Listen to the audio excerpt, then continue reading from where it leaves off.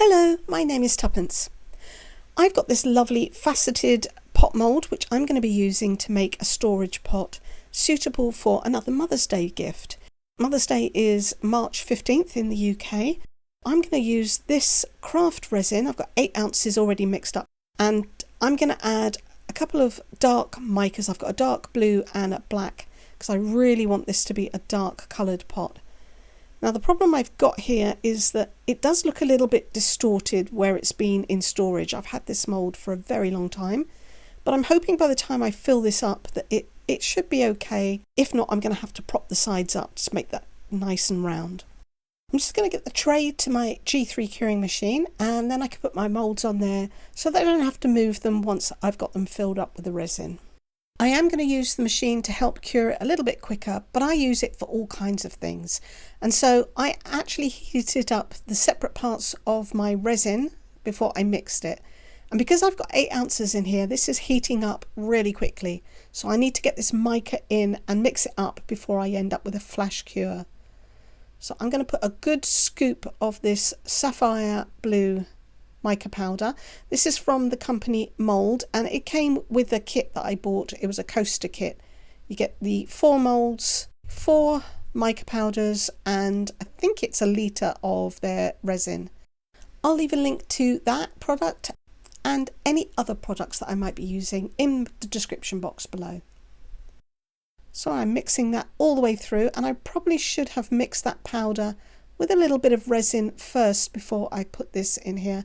When you're mixing a powder into a large amount of liquid or resin, it kind of floats around on the top. It's easier if you mix it into a smaller amount first and then put that paste in. I'm just going to keep mixing that around until I've got that all incorporated. I want to check that the colour goes all the way to the bottom of the cup. Now I'm going to add a scoop of the black. I just want to darken this a little bit, kind of get it a bit like a night sky. So I don't know how strong this is. I'm only going to put about half of the spoon in. I can always add a little bit more, but you can't take any of it out once you've got that mixed in. So again, I need to stir this until I get all of that powder mixed through. I want to add a little bit more black mica, so I'm going to put some in a medicine pot, and then I'll add some of this resin and mix that first, because that powder was pretty difficult to get mixed in. So by just putting a small amount in there, it's much easier for that powder to dissolve. You can just wrangle it all together and get it into a paste, and then you can add the paste, and that mixes so much easier.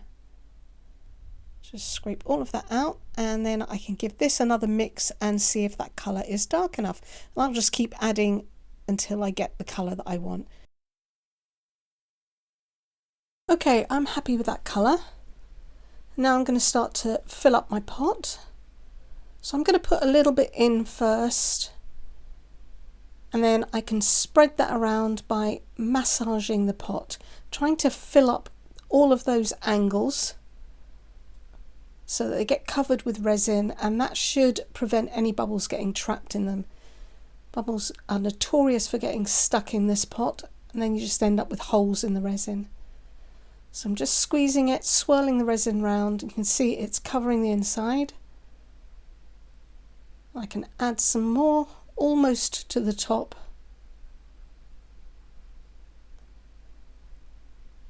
At least level with that centre. And again, a little bit of squeezing and tapping, and just encouraging the bubbles to rise up to the surface.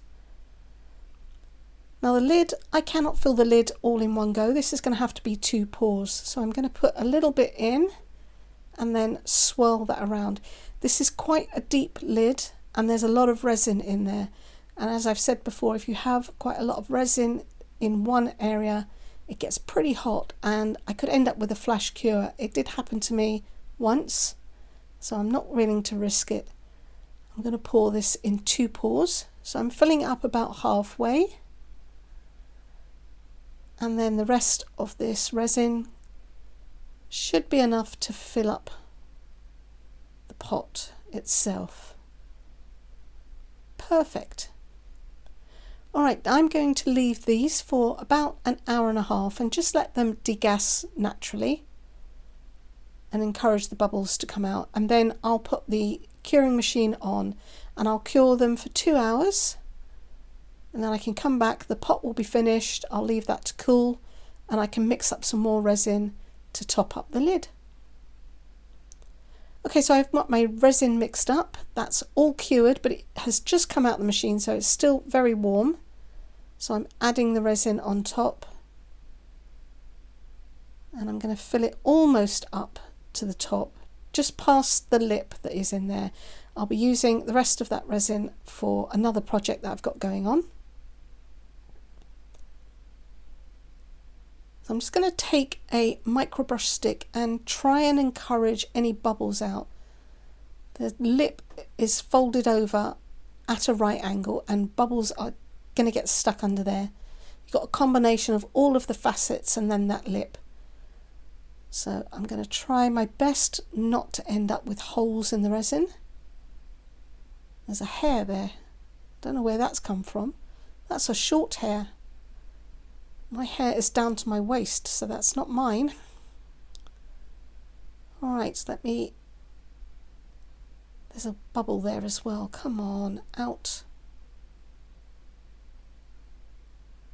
So I'm trying to lift the edge up and just swirl those bubbles out. Fold the lid back, and I don't want to be too aggressive because if I break the seal for the resin that is already in there, then, well, the resin's going to flow down. At least it's the same colour. There's that hair again. Goodness me, where is it coming from? Alright, let me fill that up. And then I'm going to pop this in to cure for another 2 hours, and I'll be back when I'm ready to demold. Everything is cured now and I can demold them. And this mould is pretty supple, so I just need to crack the seal on it by pulling it away from the edges, and then I should be able to roll it back. The only issue I have is that because of all the angles on here, it is pretty sharp. The resin's pretty sharp. So I do need to mind my fingers. But once I get that folded back, I can roll it off. And you can see all the pretty patterns on the outside. And it's super sparkly because of all those angles and facets. So I've just got to kind of scrunch the middle up. And that's a little bit more difficult to get out. So I just twist it. I should be able to pull that out, hopefully without knocking the camera flying. There we go. Lovely. And that looks pretty round. Hopefully the lid will fit. I'll check that in a minute. Just fold my mould back in straight away. Try and get it the right way round, otherwise it will be misshapen. Now, see if I can break the edge on this. Again, these are pretty sharp around the corners, around the edges, but this is very easy to demold. There we go. That's not looking too bad. I do have some bubbles. It's pretty inevitable. I should have babysat that really and gone back in with the stick to try and get it out, but that is beautiful. I have no bubbles on the top and I am loving it. A little bit lighter in colour than I wanted, but I think it'll do. Right, so the lid fits. Just turn that round, lovely. Now I'm not going to keep that together, but that's the effect that you're going to get. I'm going to add something to the side and I want to decorate the lid. I'm going to add some colour to the lid now. So I've mixed up a little bit of epoxy resin. I'm using Apex Resin's One Coat Fast Cure. Cures in about 2 hours. And I'm going to add some of this blue ultrafine glitter to it. I can fill in the little cups that are on the top of the lid. So I'm going to decant some of this. I only need a small amount to go around the outside. It's going to be working in drops really. And as I say, that cures in 2 hours. Hopefully I'm going to be able to get round quick enough with at least 2 colours. I should be able to do 2 colours before the resin becomes too thick for me to handle. I'm going to add 3 scoops of glitter, which seems like quite a lot for a small amount of resin, but it's going to sink to the bottom even when I put it in the little cups around the lid, and the resin will rise up to the surface. So I want to pack it with the glitter because I want that to be the main thing that you see. That's the only colour I'm adding. I'm going to give that a stir, and I'm going to keep stirring this frequently because the glitter will sink to the bottom of the cup. And now let me zoom in and you'll be able to see what I'm doing. Whoops. So I'm going to just take the microbrush stick and add drops into the outer ring, or the cups along the outer ring. And as you can see, this is going to take quite a bit of time. Don't want to overload it because I do want it to just form the shape of the cup. They're like little diamonds. As I say, this is going to take some time. I do have a certain amount of patience, but I am going to pop some music on in my studio, sing very badly to it. But for you, I will leave you with some other music and I'll speed up this process.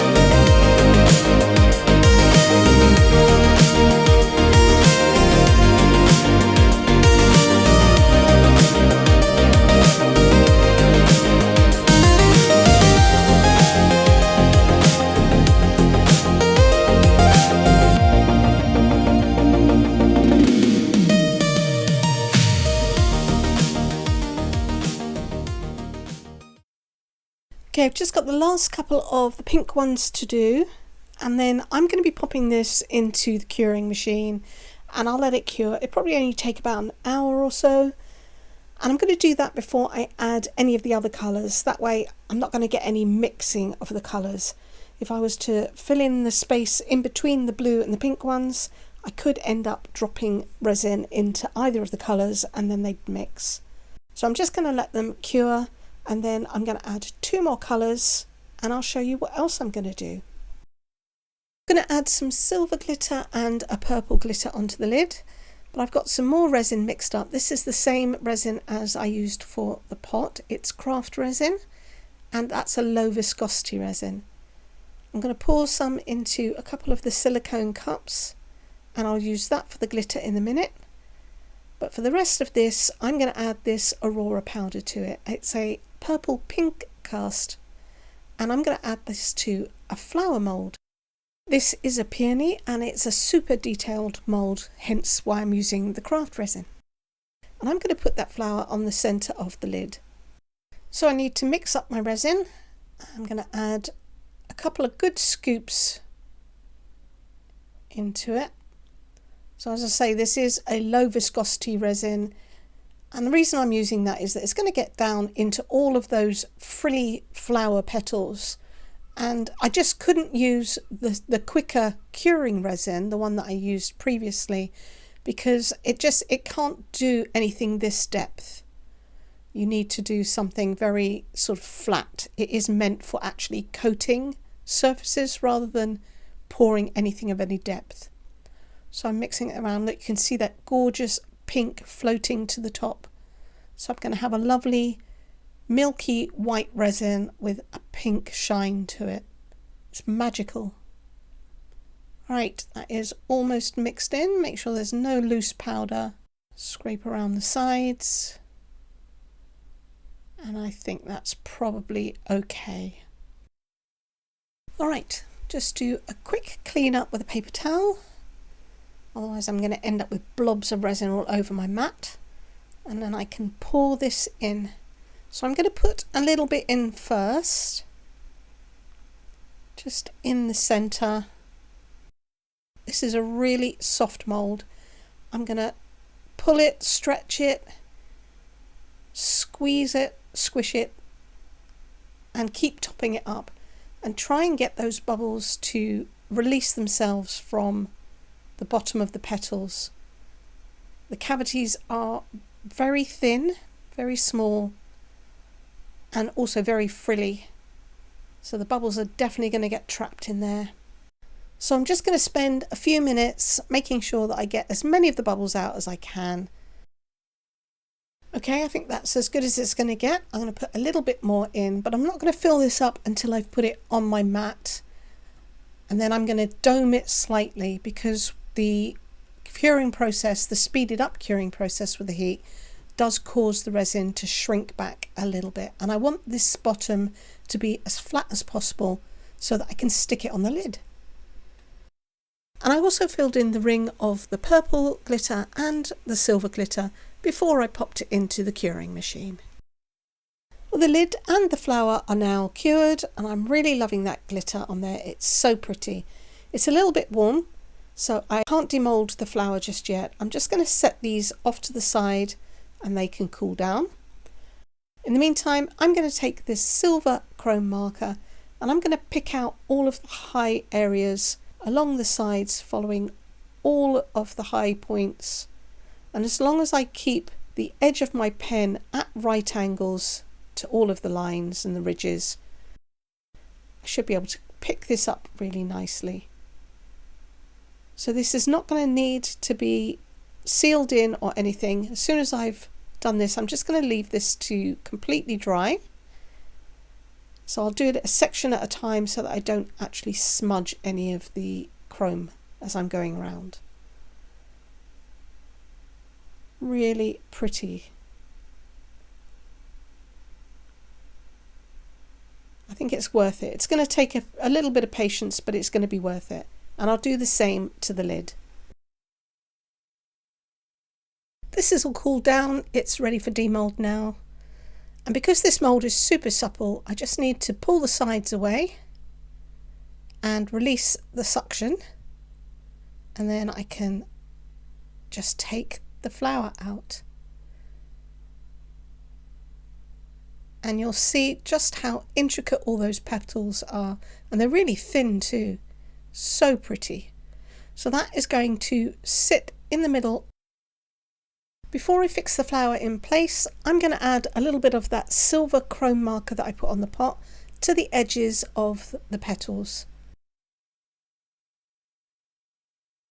I've also highlighted the sides of the lid in the same way that I did to the rest of the pot. And now I can use a 2-part epoxy glue to glue this in the centre. So this works exactly the same as resin. I need equal quantities of each part. And I'm just using an old gift card to mix this on, and I can dispose of that afterwards. So I've put the blob of one part and I need exactly the same size of the second part. I'm just going to put that next to it. And then I can use a wooden lollipop stick to mix those two pieces together. And I'm going to do it fairly quickly because this stuff will set within 4 minutes once it's properly mixed. But like resin, I do want to make sure that both pieces are thoroughly mixed, otherwise the glue is not going to have full strength or cure properly. Once I have everything nicely blended, I'm going to spread that onto the bottom of the flower. I can put it in place and I'm just going to leave that for 5 to 10 minutes to make sure that it's thoroughly fixed. And that's pretty much it. As soon as this is all cured and I can move it, I will get some photographs. I really love the little glitter gems along the outside and the pattern, and I hope that you do too. If you've liked this video, please go ahead and give me a thumbs up, comment, share. I'd like to thank all of my new subscribers, and if you haven't subscribed, please consider doing so. It is free and it really helps my channel, and you'll be able to find out what I'm going to make next time. Until then, thanks so much for watching. Take care. Bye.